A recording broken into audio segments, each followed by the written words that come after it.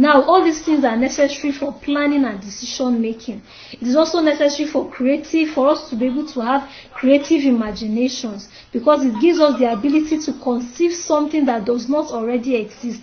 When we are able to sit down and have creative imagination, it helps us to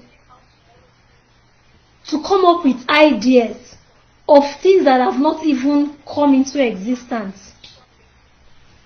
And it's also the source of art and invention.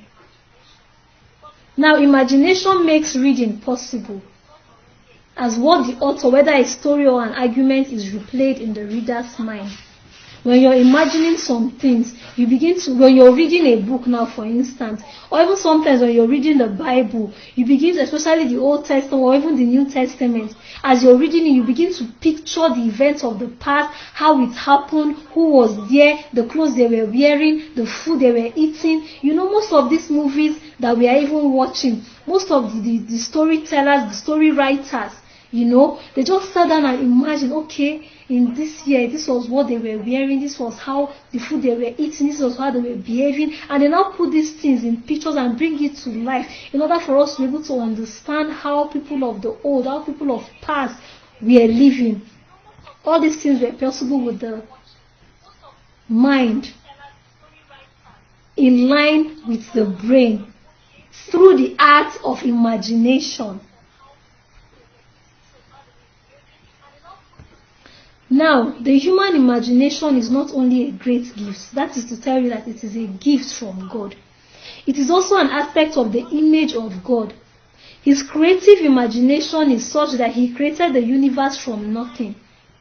Like I said, when you're reading through the Bible, sometimes you want to pause and just think and imagine, okay, how did this happen?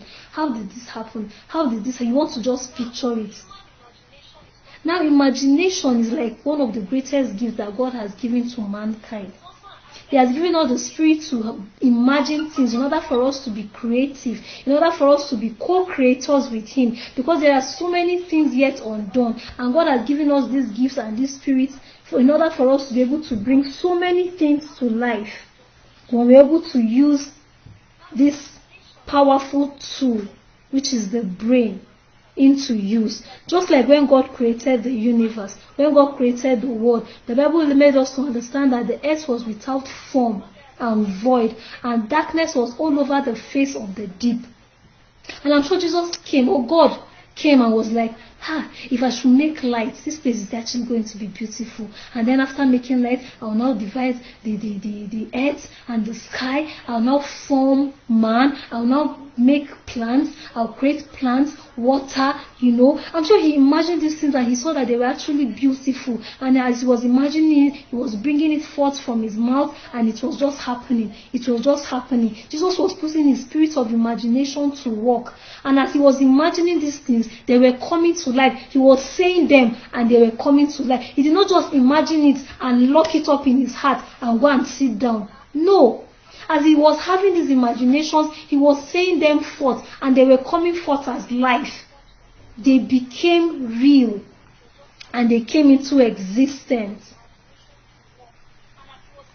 His brain, which we do call the mind, perceives the past, the present, and the future.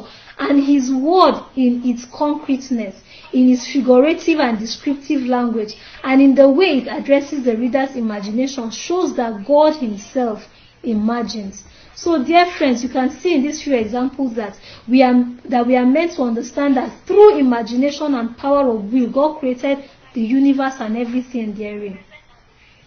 And all this is what has been given unto us, as he did mention in our anchor scripture in the book of 2 Peter chapter 1 verse 3, according as his divine power has given unto us all things that pertain unto life and godliness, through the knowledge of him that has called us to glory and virtue. So my dear friends, God really wants us to be like him. And we will only be like him when